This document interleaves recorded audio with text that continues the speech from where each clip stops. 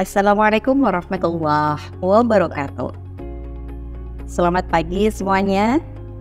Perkenalkan, saya Lailatul Fitria, mahasiswa STAIMA Al-Hikam Malang, yang hari ini akan menjadi host dalam episode tanya-tanya pada pejabat struktural STAIMA.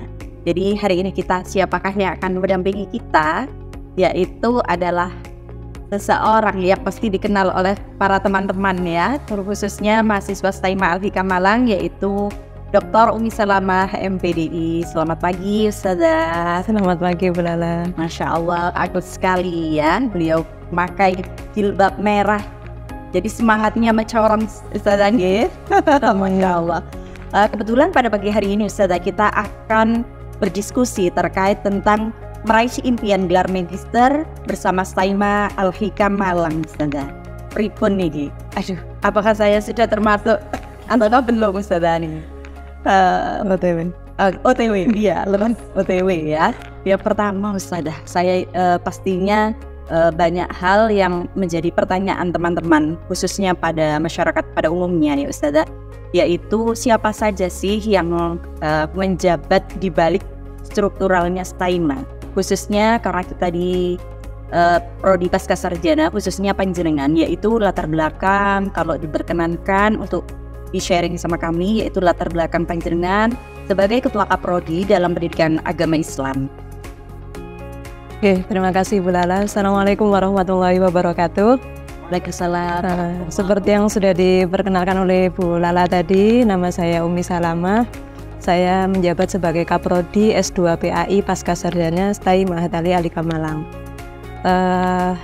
Saya menjabat di S2 PAI sejak tahun 2021.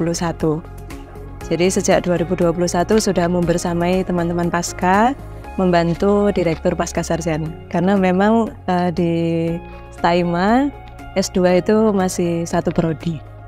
Gitu. Semoga akan ya Ustazah ya. Insya Allah akan bertambah prodi-prodi yang lain. Masya Allah sekali ya.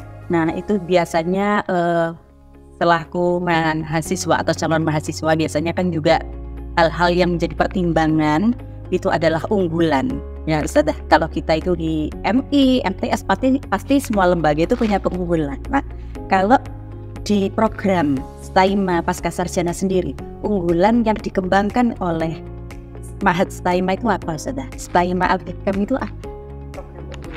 Oke, kalau ditanya terkait keunggulan ya, yang pertama pasti dari tenaga pengajarnya ya. Jadi kita itu mengutamakan pelayanan untuk mahasiswa Pasca khususnya. Jadi para pengajar di Pascasarjana itu para profesor dan doktor pastinya. Jadi tidak ada yang bergelar magister. Dan kita juga menghadirkan para profesor dari perguruan tinggi negeri Islam dan negeri umum. Ada dari UIN Maulana Malik Ibrahim Malang, Prof. Zainuddin yang sekarang menjadi rektor.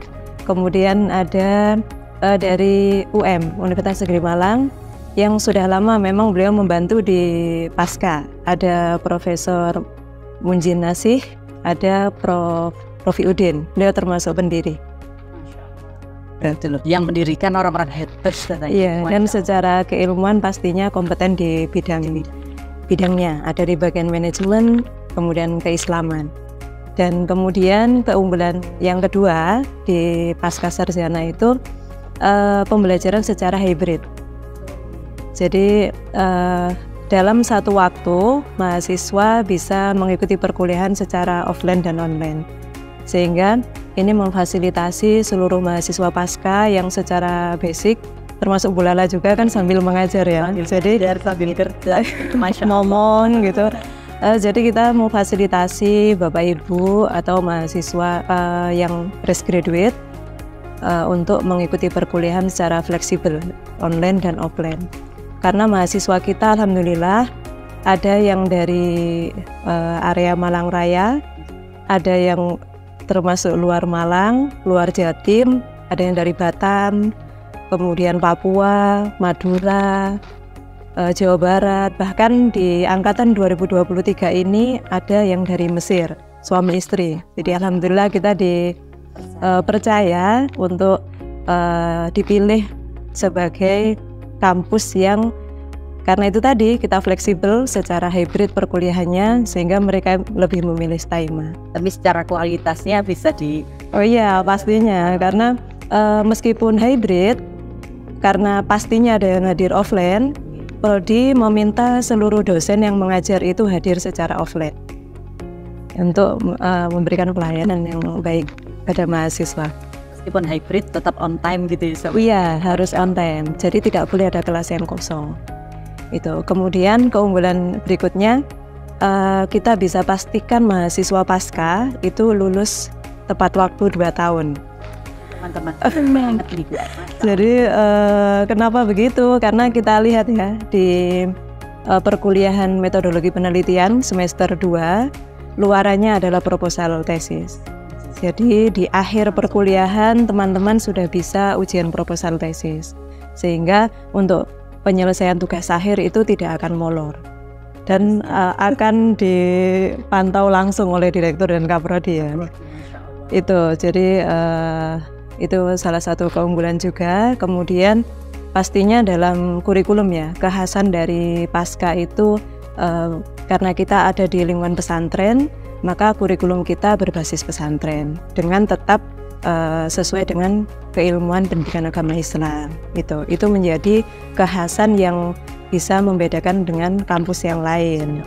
Itu kemudian keunggulan yang lain seperti yang Bu Lala juga terima, kita rutin melaksanakan kuliah tamu dan seminar internasional. Ini agar mahasiswa juga mengenal dunia luar, dan pemateri-pematerinya kan kita juga hadirkan dari dalam dan luar negeri. Secara keilmuan pasti sangat sesuai. Itu beberapa keunggulan ya. Masya Allah Ustazah, ya itulah perjuangan terus ya Ustazah. Iya.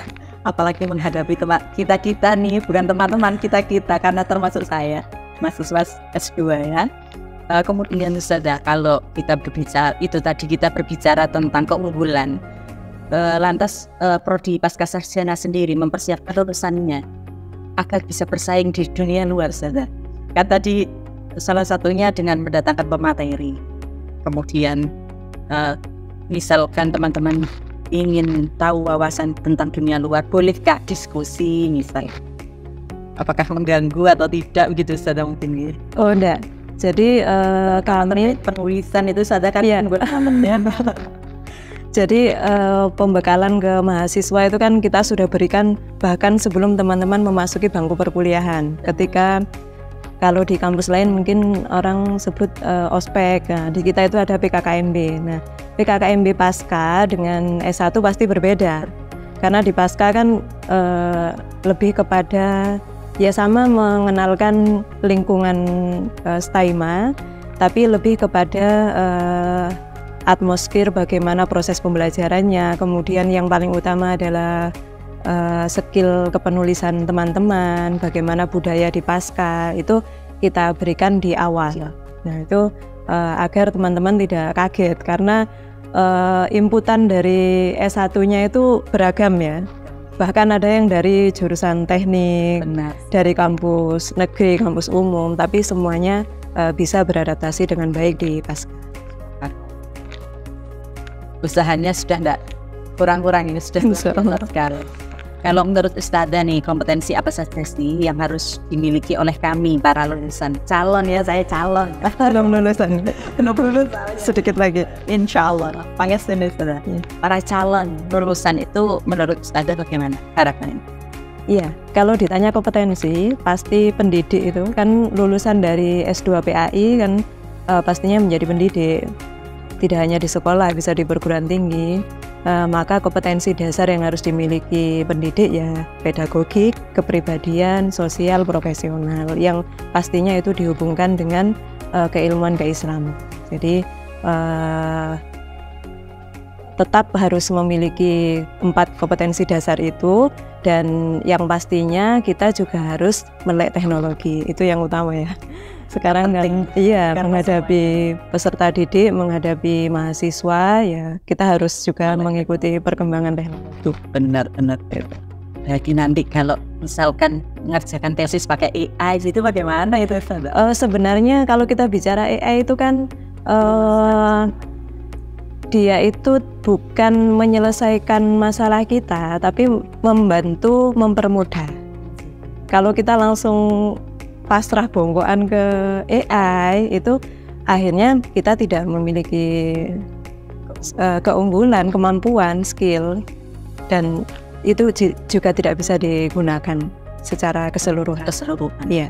Jadi kita itu boleh menggunakan media-media, tapi semua media itu harus dengan pola pikir kita juga ya Ustazah ya. Karena itu hanya toolsnya aja. Tetap kita yang menggerakkan. Masya Allah Ustazah. Jadi selanjutnya Ustazah, ya mohon maaf ini pertanyaannya banyak sekali Ustazah ya. Ini Ustazah, misalkan untuk teman-teman yang belum memilih pasca sarjana, misalkan mereka sedang mempertimbangkan, pasti ada beberapa hal yang mereka pikirkan. Salah satunya adalah, kalau saya kuliah pasca sarjana PA, kira-kira saya mau menjadi apa? Oh iya, itu umum sekali guys. Akan tetapi kalau kita telusuri lebih jauh, ya penting juga gitu loh Ustazah untuk ditanyakan gitu. Ya. Kalau menurut Ustazah sendiri pripun? Ya, itu termasuk bagian dari capaian lulusan dari pasca ya. Dan itu turunan juga dari S1 PAI juga. Hanya kalau di pasca pastinya lebih sedikit luas. Lulusan dari S2 PAI khususnya, nanti teman-teman Bapak Ibu bisa menjadi dosen, pendidik, kemudian peneliti, penulis, pengawas. Kita banyak tahu mahasiswa pasca yang sekarang sudah menjadi pengawas. Kemudian pasti dia pengembang bahan ajar juga bisa. Dan pemateri terkait ilmu keislaman itu juga sangat relevan dengan lulusan S2 PAI.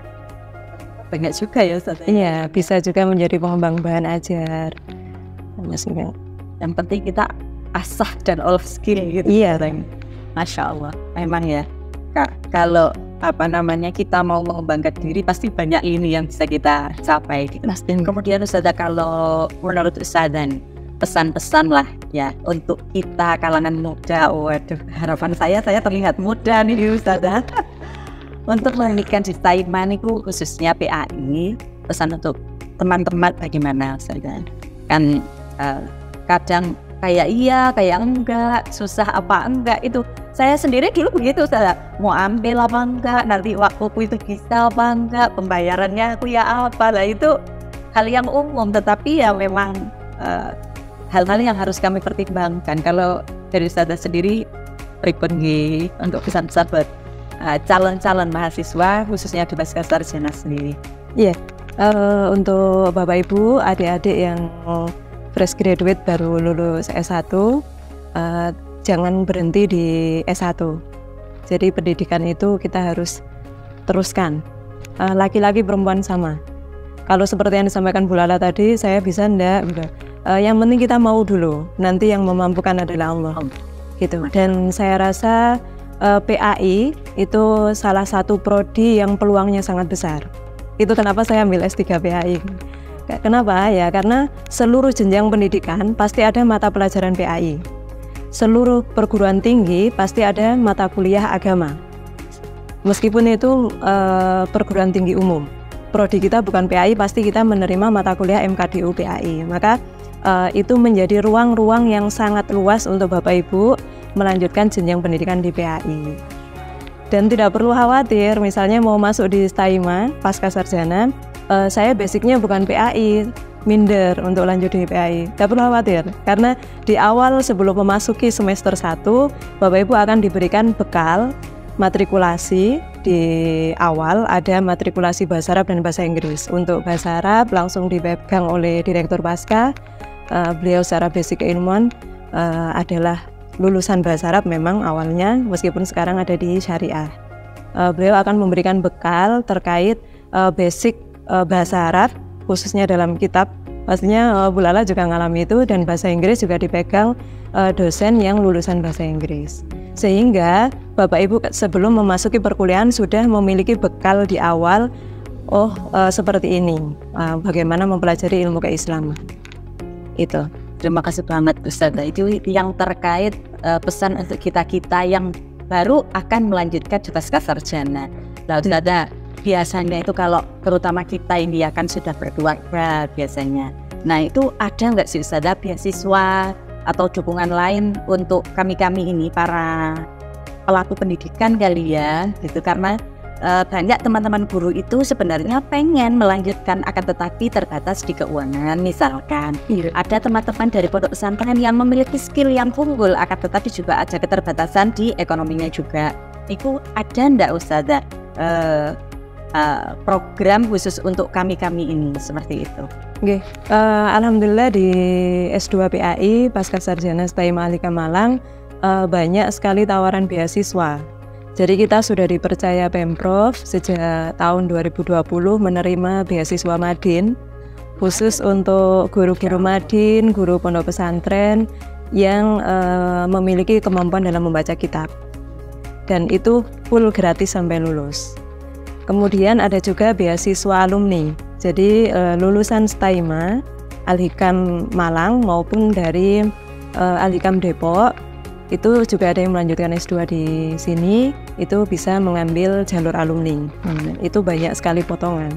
Kemudian ada yang jalur rekom tokoh agama, tidak hanya tokoh NU ya, ada tokoh Muhammadiyah dan lain-lain. Silahkan mendaftar di jalur rekomendasi itu. Kemudian ada jalur MOU.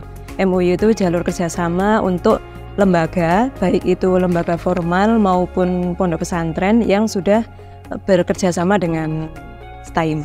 Itu juga bisa mengambil jalur beasiswa itu. Dan alhamdulillah sudah 2 angkatan yang lulusan terbaik S1 STAIMA itu juga mendapat beasiswa lanjut di S2 dan gratis. Alhamdulillah sudah meluluskan 2. Itu ya, saya berharap itu juga bisa tetap berlanjut sehingga memotivasi mahasiswa ataupun para asatid yang mengajar di pondok pesantren bisa lanjut kuliah, tidak harus hadir di kampus. Kalau memang di pondok itu ada aturan harus dari pondok, tetap bisa mengikuti secara online. Tetap bisa dari? Iya. Masya Allah, ternyata banyak banget ya Ustazah ya, Masya Allah. Kalau nggak dikupas seperti ini kan kita nggak tahu itu. Iya. Mau nanya kadang sungkan, kadang nggak paham kuam Ustazah. Jadi sungkan gitu. Jadi kalau harapan panjenengan misalkan untuk jangka panjang nih 5 tahun atau 10 tahun ke depan bagaimana Ustazah ini? Tantangan institusi lah, karena kita itu kan di PAI, tantangannya sekarang udah banyak banget. Terus ada selain masalah ekonomi, program pasca sarjana sendiri jangka panjangnya seperti apa? Iya, alhamdulillah selama ini kami selalu ingin memberikan pelayanan yang terbaik untuk mahasiswa dan itu yang selalu diingatkan oleh direktur. Kemudian meskipun kita low cost, harapannya tetap high quality. Benar.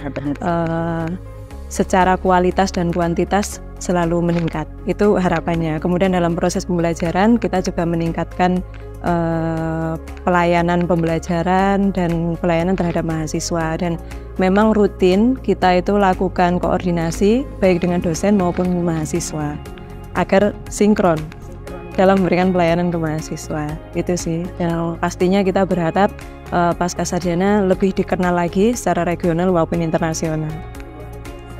Masya Allah. Karena memang tidak semua kampus sih sebenarnya sedetail itu gitu. Saya itu kemarin tuh sampai bingung gitu. Hah?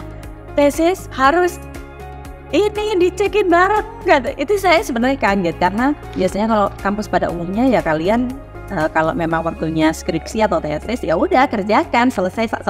Iya.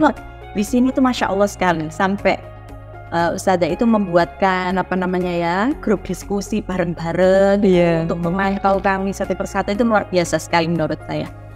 Bentuk daripada perhatian ya Ustazah ya. Masya Allah, pelayanannya luar biasa. Semoga semakin baik ya Ustazah. Amin. Sehat-sehat terus Ustazah. Terima kasih banyak atas waktunya. Sama-sama. Sibuk sekali. Masya Allah sekarang ini. Ya, saya tidak bisa berkata-kata lah, teman-teman sudah kenal sendiri ya. Terima kasih banyak Ustazah Sama-sama yang sebentar. Semoga kita bisa lanjut untuk diskusi di lain kesempatan. Insya Allah. informasi tambahan terkait jadwal PMB, waktu pendaftaran yaitu tanggal 4 Desember 2023 hingga 9 September 2024. Selain itu jangan lupa subscribe and like Instagram kami yaitu @saima_anhikam, akun Facebook sama YouTube-nya Saima Ali Al-Hikam Malang. Untuk mengikuti podcast kami di episode selanjutnya, insya Allah akan lebih baik lagi. Saya ucapkan terima kasih banyak. Wassalamualaikum warahmatullahi wabarakatuh.